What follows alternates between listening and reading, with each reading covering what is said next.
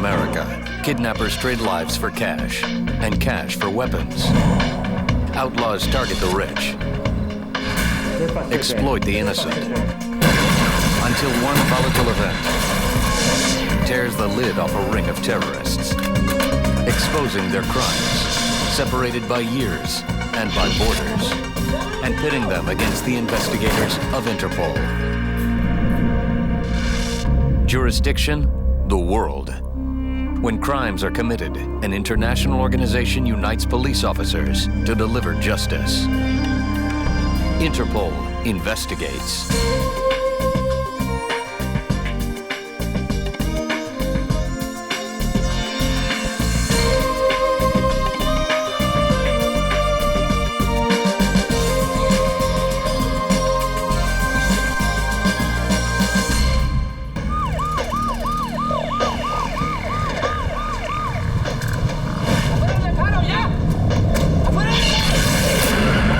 In Brazil, a wealthy businessman gets kidnapped. The tense negotiations air on live TV. 3,600 miles away, in Nicaragua, another kind of disaster. Seemingly unrelated, yet inextricably linked. Decades of violence and revolution once tore these streets apart. And the residents of Managua, Nicaragua thought those days had passed. May 23rd, 1993. While most people in the Santa Rosa neighborhood outside of the capital sleep, a nightmarish blast exposes the hideous secret right under their feet. And unearths a crucial piece of evidence, missing for almost 4 years. The explosion was very loud, frightening. There was a lot of dust, windows broken. It totally destroyed 16 houses.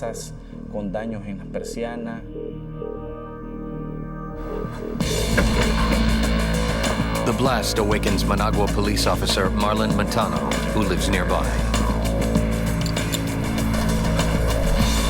He's the first on the scene and gets right to work.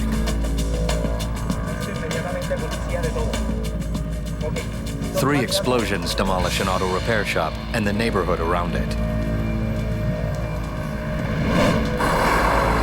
Emergency personnel respond quickly. Dozens of injured residents wander in a daze. Authorities rush to set up field triage units to treat the wounded, as rescuers search for people trapped in the extensive wreckage. The destruction reminds many of the earthquakes that have rocked the region in the past. But this is no natural disaster. Montano's first job, find out what caused such a large explosion. Investigators suspect a propane gas tank blew up.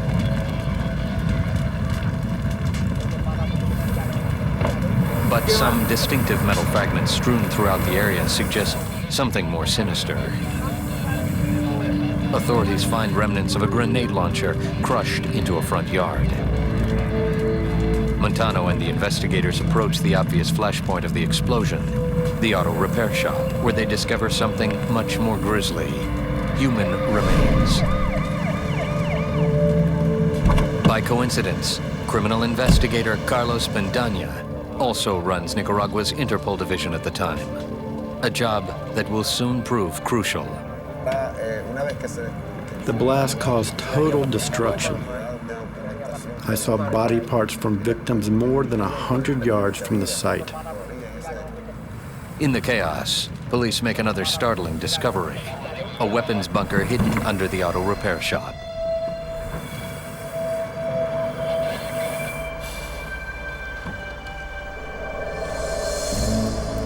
As investigators sift through the debris, they uncover a steel-reinforced concrete stronghold, complete with metal doors. Tunnels branch out, leading to several more underground chambers, housing a massive arsenal of deadly weapons. I'm talking about AK-47s and missiles, bazookas. In the bunker, police find nearly 24 surface-to-air missiles, many with their serial numbers obliterated,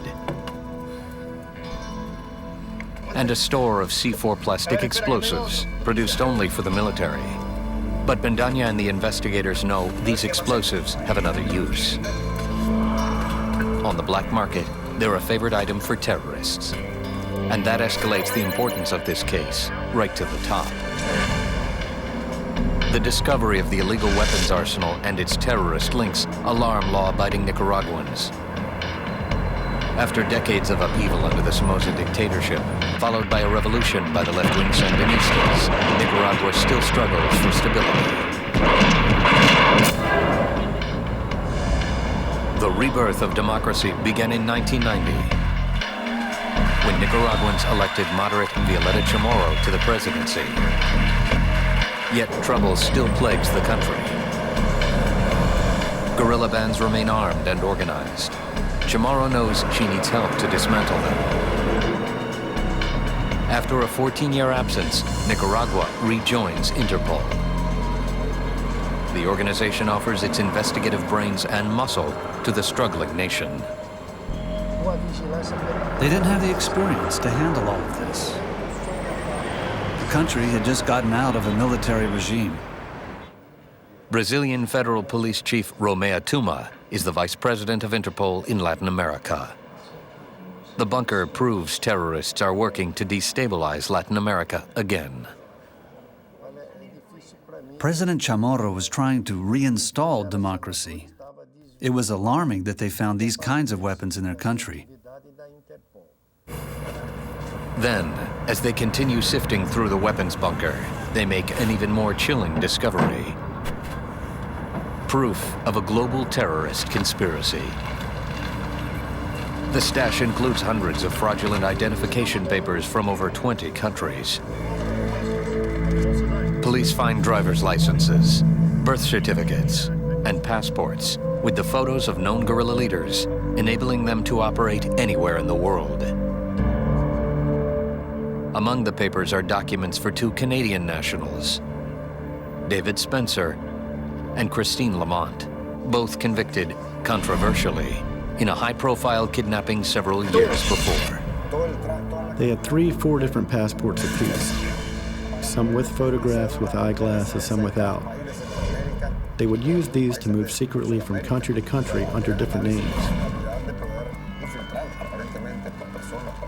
To the investigators, the documents show that terrorist groups throughout the world had banded together to form a well-organized terror cooperative, a precursor of organizations like today's Al-Qaeda.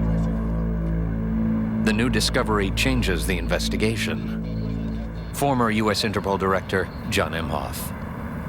Once you have a cache of information such as this, then the impetus isn't so much just to solve the crime of who blew up this building, but to also understand how far-reaching this criminal enterprise, this terrorist enterprise is. The terror groups likely entered the country years earlier, while the revolutionary Sandinistas ruled. Nicaragua, under the Sandinistas, became an asylum. Any foreign group involved in violent, anti-government political activity was offered protection there and found refuge. When the Sandinistas fell, many of these violent refugees stayed behind. Now Interpol realizes they've combined their resources, becoming well-armed and organized. Managua police take no chances. They place the fake IDs, passports, files, and other documents under heavy guard. President Chamorro orders Nicaraguan Interpol Chief Carlos Bendaña to lead the investigation and to contact the countries cited in the documents. Something big is brewing. Terrorism, possibly on a global level. And Interpol means to stop it. I used Interpol's resources to call different countries to see if they would collaborate with the Nicaraguan police. Interpol's Romeo Tuma is one of the first to respond. He travels from Brazil to Managua to help organize the manhunt for the group behind the stolen passports and forged IDs.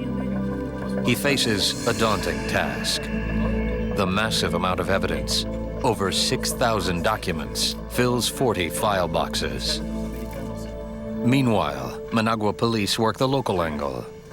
They track down an address for the proprietor of the auto repair shop, Miguel Moreno.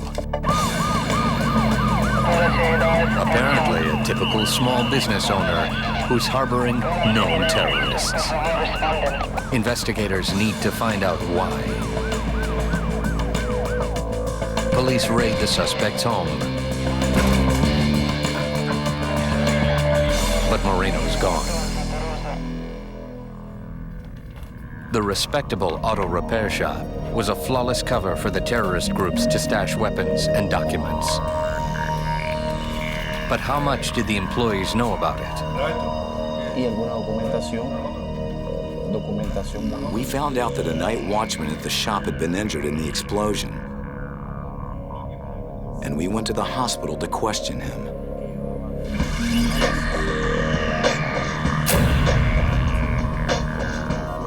Police learned that shop owner Miguel Moreno's real name is Eusebio Arzaluz, a member of the terrorist organization called Spanish Basque ETA. He's wanted in Spain in connection with several terrorist acts, including murder. Managua police notify Interpol. Obviously, there's a time element here. That has to be done quickly. So what are we talking about? We're talking about an ability to communicate with the other country immediately, and that spells Interpol. Striking before the trail goes cold, Interpol issues a red notice for the arrest of Eusebio Arzaluz. The terrorist now appears on Interpol's most wanted list, alerting member countries to apprehend him. But he's probably already assumed another identity.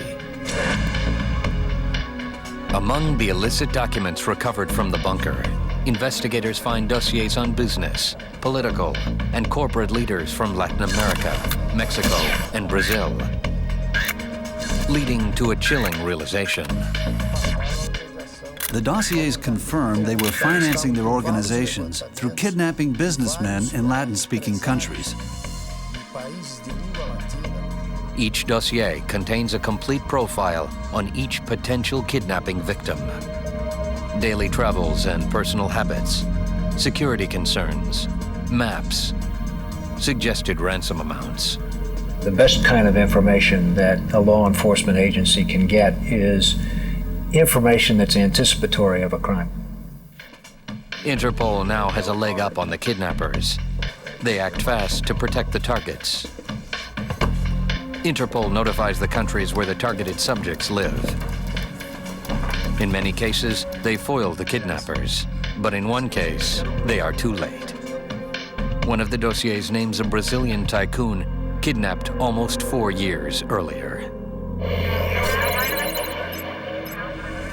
December 11th, 1989. Supermarket magnate Ailio Denise, one of the wealthiest men in Brazil, leaves his mansion for work in Sao Paulo. The Denise Company, built by his father, has an annual profit of $65 million US. Denise, separated from his wife, lives with his sister. He has a close-knit family, and his kidnappers have studied it very thoroughly, preparing to make their move.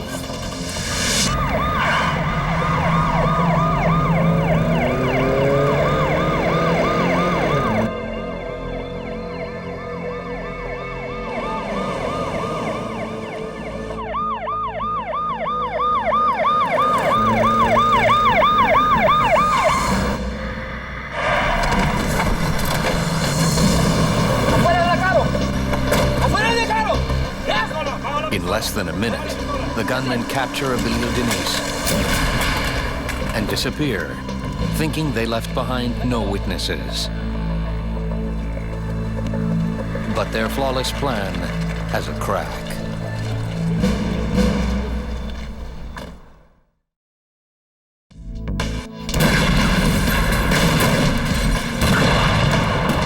1993, an explosion in Nicaragua reveals a cache of weapons and plans for a string of kidnappings by an alliance of terrorist groups.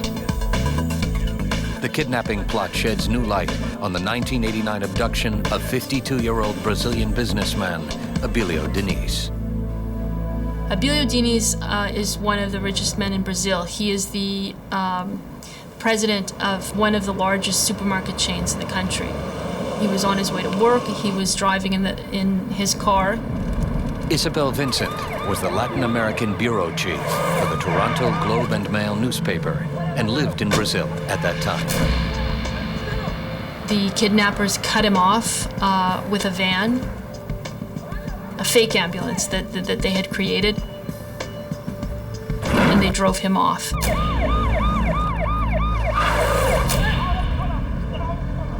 A witness to the abduction recognizes Denise and rushes to the millionaire's mansion to notify his sister, who lives with him. Hello. Okay?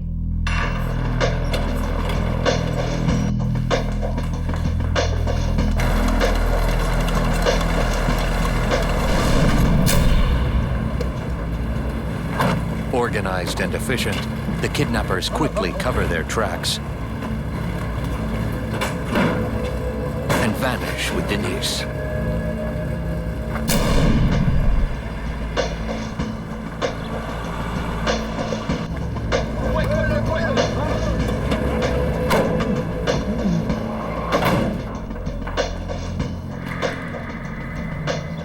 By the time the witness tells Denise's sister what he saw, it's too late.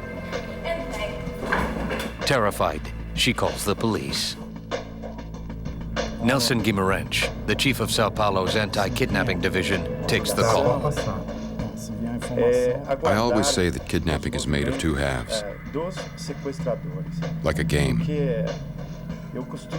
The first half belongs to the kidnappers. Our main goal is to preserve that victim's life.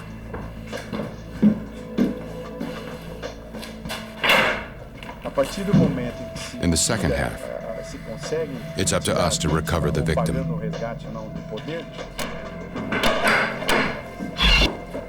John Emhoff, former head of Interpol in the United States. There's always this cat and mouse game that goes on between the criminals and the police officer. And it really is part of why police come to this work. They want to play that chess game. But the game is a dangerous one. An epidemic of abductions in Latin America in the late 80s have left many victims dead.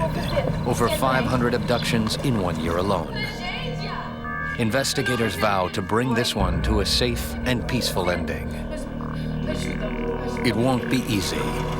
These kidnappers are skilled, experienced, and violent. If they don't get paid, their victims will die, along with anyone who gets in the way. 30 excruciating minutes after they snatch Ailio Denise, the kidnappers make their first contact.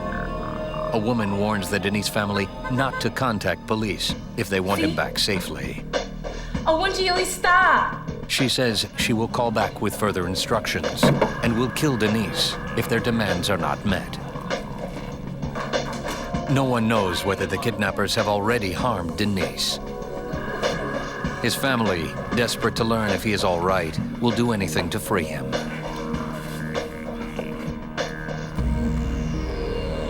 Within hours, police find the vehicle used in the kidnapping just a few miles from the Denise home. The kidnappers' attempt to disguise it as an ambulance only worked during the heist. When we found the ambulance, we started to examine it thoroughly. We practically took it apart.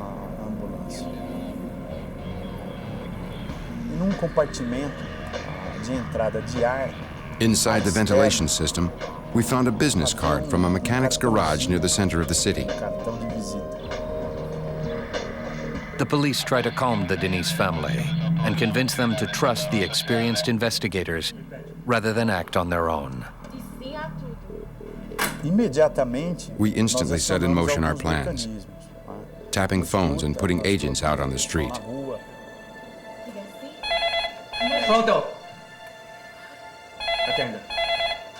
After several tense hours waiting, the Denise family gets another call.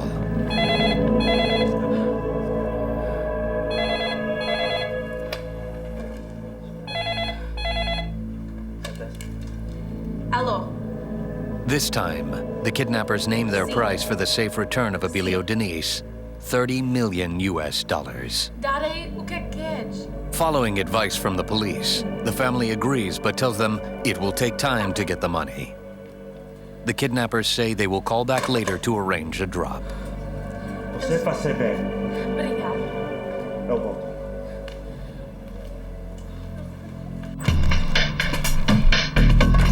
Investigators leave to coordinate the operation from police headquarters.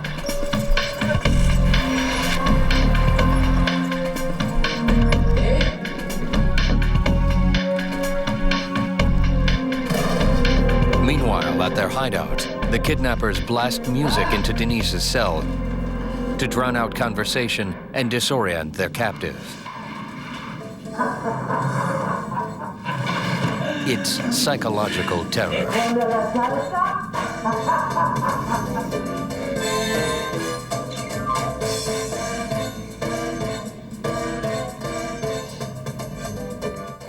The police know that every tick of the clock works against them. The kidnappings they don't solve quickly often end in death. Brazilian police rush to the auto repair shop printed on the card found in the fake ambulance. We questioned the owner and started to unveil the mystery of the kidnapping. The owner informs them that a middle-aged man and a younger man wearing glasses recently brought the vehicle in for repairs. He did not get any names, but he gives the police the contact number for the two men.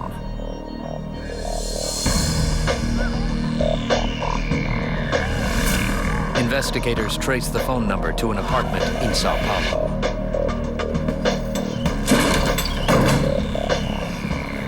Officers enter the apartment.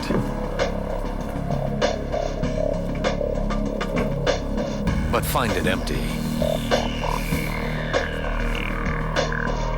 Technicians install microphones and transmitters, hoping to learn where Denise is being held.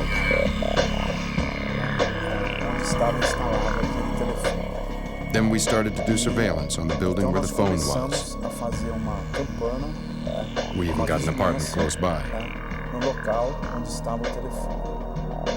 They see several men coming and going. Our investigators listened to the people inside the apartment. We were certain that these were the people who left the ambulance behind. When one suspect gets left alone at the apartment, officers sweep in to get him.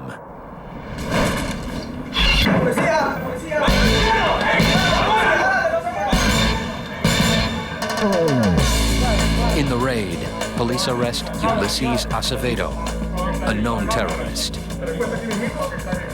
But he's in no mood to cooperate.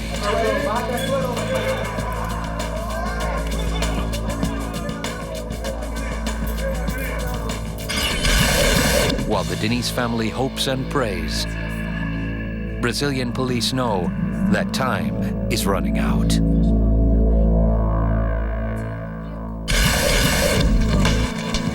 Police and Interpol pursue the kidnappers of wealthy Brazilian businessman Ailio Denise.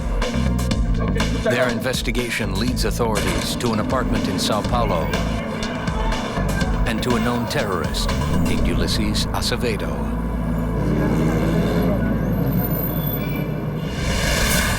Investigators haul Acevedo in for interrogation.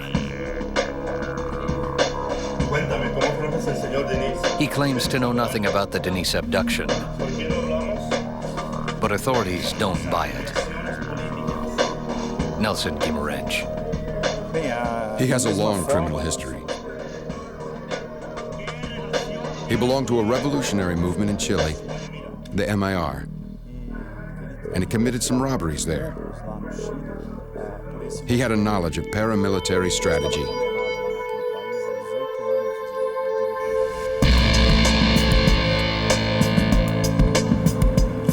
apartment where Brazilian police arrested Acevedo, they discover a lead that brings them another step closer to finding Ailio Denise. We found a light bill for an apartment on Charles Darwin Street. It was another place they rented for their kidnapping activities.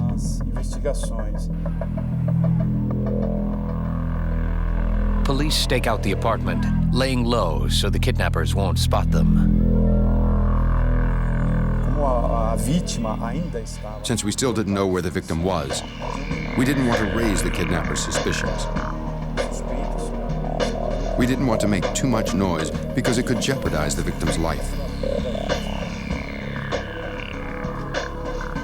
Instead of raiding the place, they decide to take the suspects down one by one as they appear.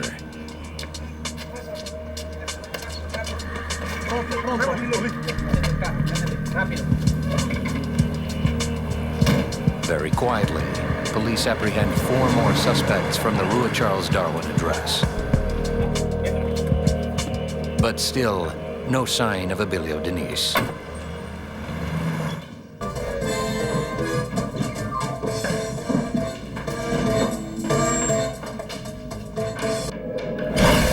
Five days after the abduction, the kidnappers try to increase the pressure on the Denise family, hoping to extract money from the wealthy Brazilians.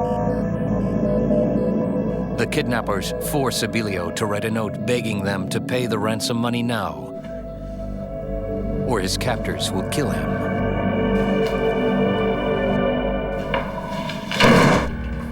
The Denise family waits, desperate for news, and grows more frustrated as the days slip away. At any time, the kidnappers could panic and kill Ailio. The police try to assure them they're getting close.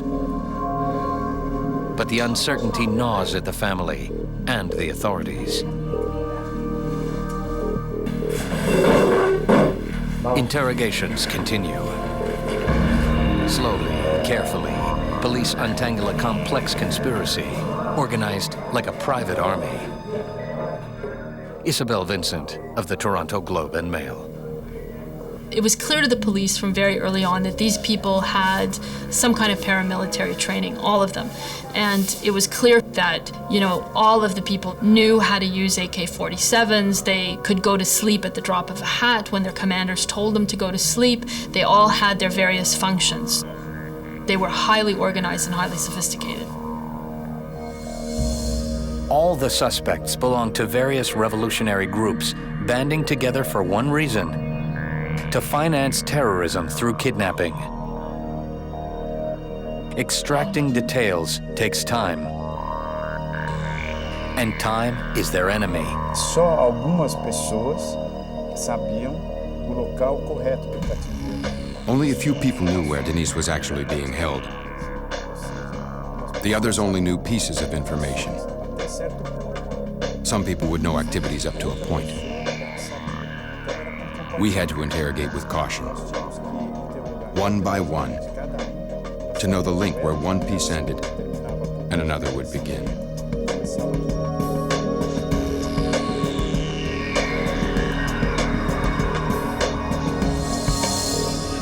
Five days into the abduction, a suspect finally cracks. He tells police where Ailio Denise is being held. Taking one of the kidnapping suspects with them, authorities head to the house. The plan is to wait for more support, then move in fast. But 2 pumped-up officers jump the gun and start the takedown on their own. The heavily armed kidnappers see only the 2 officers and open fire.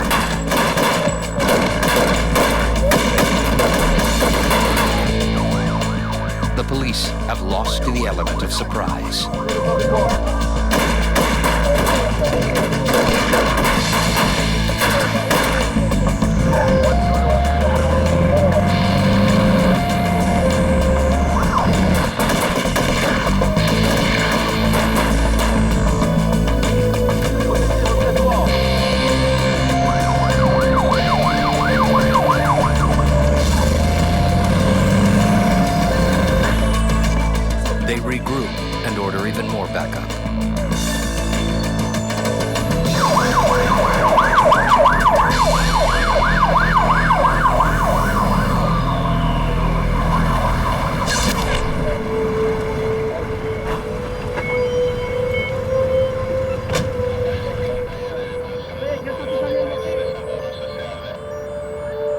Soon, 200 tactical officers from the elite anti-kidnapping division surround the house.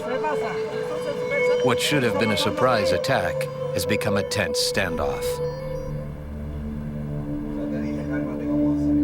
The terrorists bring Ailio Denise to a window. He's still alive, but they threaten to kill him if they don't get what they want. The police hope to avoid bloodshed. They encourage the kidnappers to pass notes back and forth. But the negotiations don't go well. They demanded $30 million,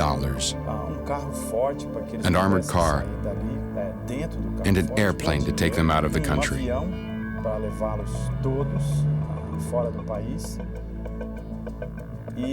These were their demands, and they didn't want to discuss them.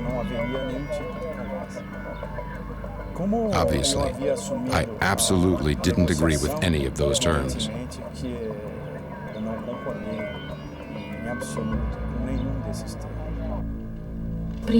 The Denise family begins to lose hope. They don't think the police can bring Ailio home alive. The stalemate continues into the night. The tactical units take risks to stay visible and show movement outside. The kidnappers want to stop negotiating, but the police refuse to let them rest. The plan is to wear them down. This was a very complicated situation, requiring lots of people from the police forces, the shock police, people from the military police who specialize in more violent conflicts. At any time, things could have gotten out of control.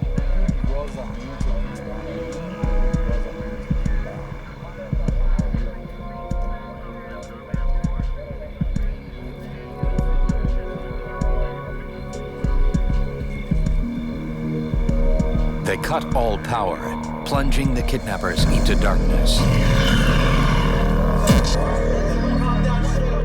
It's a risk. No one can predict how the kidnappers will react. They might cave in and surrender, or they could panic and kill their hostage.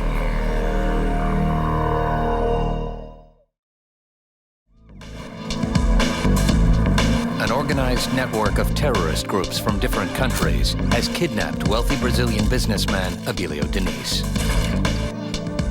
The Brazilian police capture several members and surround the kidnappers in a house in Sao Paulo. The first night of the standoff passes with no surrender. In the morning, the kidnappers ask police to inform the media, and the cameras show up soon after.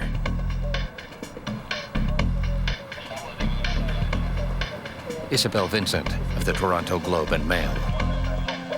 The standoff was pretty tense. It lasted for hours with the kidnappers who were in the house threatening to kill Denise and threatening to kill themselves. On the same day, history is in the making in Brazil.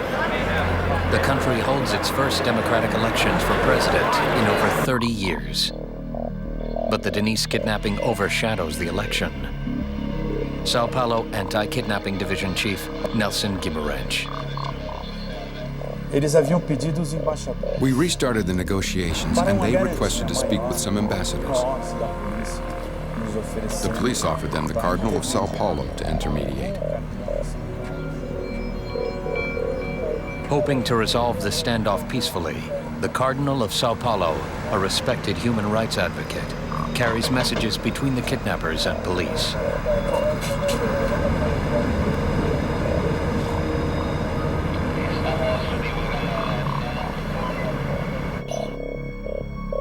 Ailio's family watches the drama unfold on live television. They're willing to do whatever the kidnappers ask.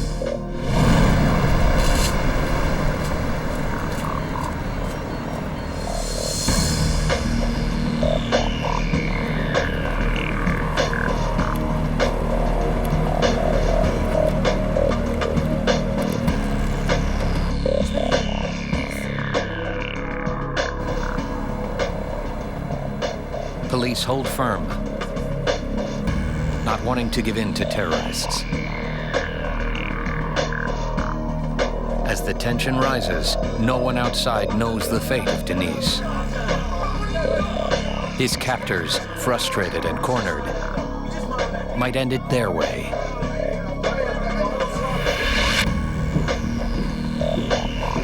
Hours pass, and still no word.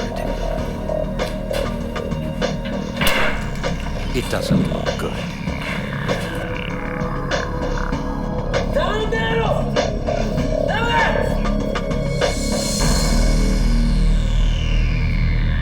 Then, on Sunday morning, 6 days since the kidnapping and 36 hours into the standoff, the exhausted kidnappers finally give it up. They announce they're coming out. 2 Canadians leave the house first. David Spencer, 26, and Christine Lamont, 30. So when the kidnappers actually came out of the house, they were captured on live television. And this was going on at the same time that people were voting in the elections. So at the end of the day, you have these 10 kidnappers coming out, and also the election results. But the kidnapping was so sensational that it dwarfed anything that was going on in the elections. The 8 remaining kidnappers are all Latin Americans.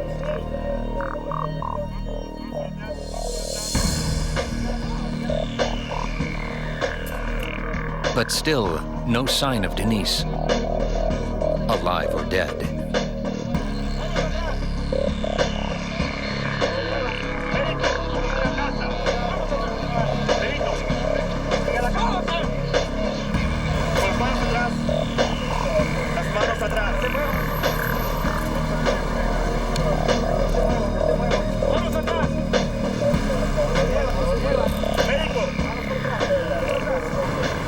Brazilian police move into the house to search for Denise.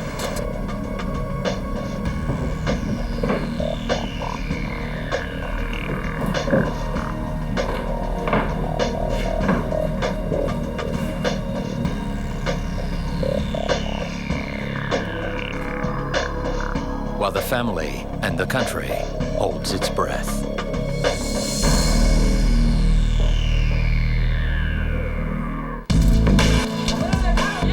The investigators of Interpol tie together 2 seemingly unrelated cases.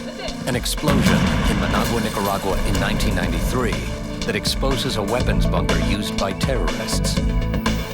And the 1989 kidnapping of millionaire Ailio Denise by a group of those terrorists in Sao Paulo, Brazil.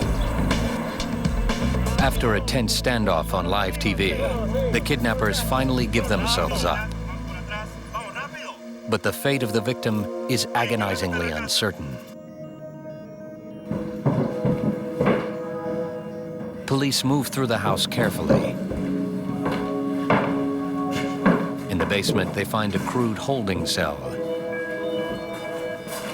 It's dark. No movement.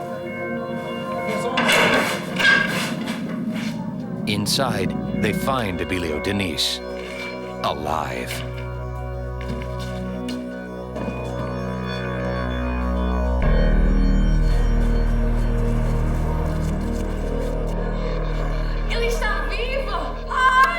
While millions watch on television, Ailio Denise walks free after 6 days in solitary confinement.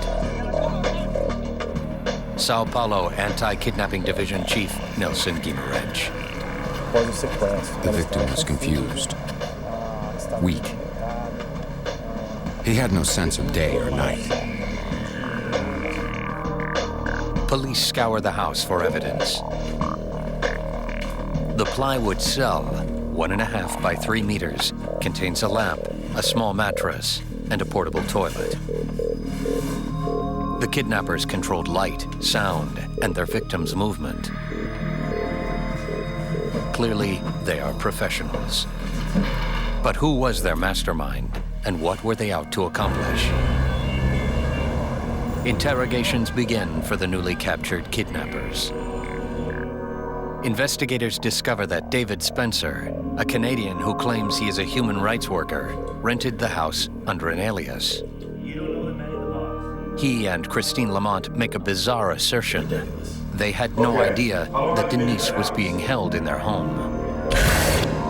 But police find evidence implicating Lamont and Spencer, numerous aliases, forged documents, and phony passports.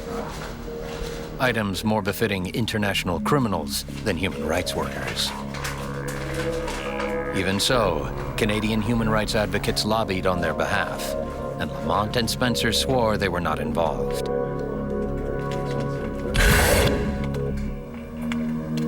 A participação dos canadenses no sequestro. The Canadians totally participated in this plot, from beginning to end.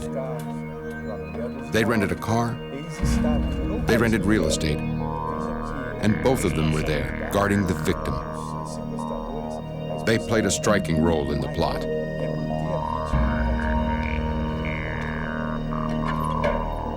In 1990, ignoring international uproar, a Brazilian judge sentences the pair to 28 years in prison. Still, they maintain their innocence.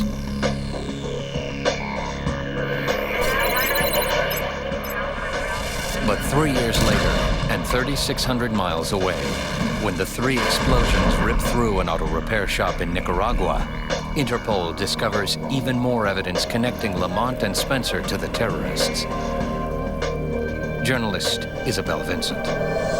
What linked the bunker to the Denise kidnapping were a number of personal items from Christine Lamont and David Spencer. They were the link. The documents from Christine and David were false driver's licenses, all sorts of things to cover their tracks, false passports. Brazilian investigator Nelson Guimarães believes that the Nicaraguan weapons bunker connection provides irrefutable proof of Spencer's and Lamont's guilt. To the people who said that the kidnappers were human rights advocates, I would say that the reality is that these are cruel people who deprive other people of freedom. Interpol's Romeo Tuma. They were caught red-handed with the victim in the first place. In the second place, all the documents, most of the fake documents, American passports belonging to the Canadians, fake signatures, were linked to that criminal organization. Now Interpol set its sights on breaking up that terrorist syndicate. With information gathered from the weapons bunker in Nicaragua, Interpol tracks down its members.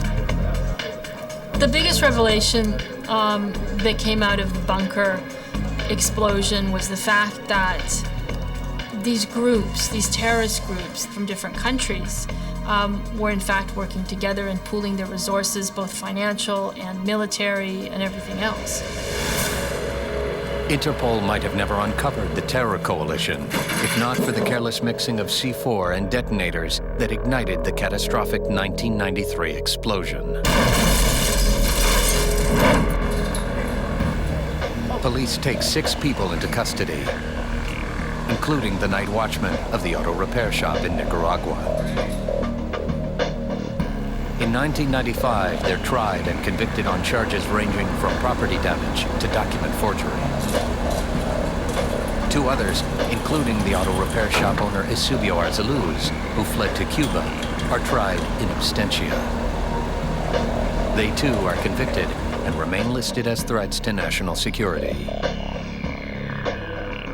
After serving 10 years in Brazil, Lamont and Spencer win themselves a transfer to a Canadian jail and, remarkably, are released 10 weeks later. On rare occasions, international law enforcement officers discover a way into the shadowy world of terrorist organizations. The Nicaraguan explosion offered detailed intelligence on how efficiently these groups operate. The intel ultimately saves lives and helps fight terror. We learned that there were a lot of people who were professionals, engineers, architects, who had come together in this group in order to build bunkers, study logistically how kidnappings could be carried out. There were a lot of strategy sessions going on, and certainly the documents found in Nicaragua illuminated a lot of that.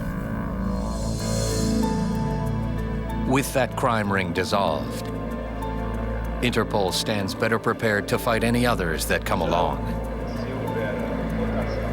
Brazilian Federal Police Chief Romeo Tuma, now a senator, makes fighting terrorism a priority. This group provided the motivation for police to improve their methods to reduce the number of kidnappings. And after September 11th, terrorism became something that no international community accepts. So Interpol will be a permanent security force. Recent history has shown that no nation on Earth is safe from terrorism, and the fight against it continues worldwide.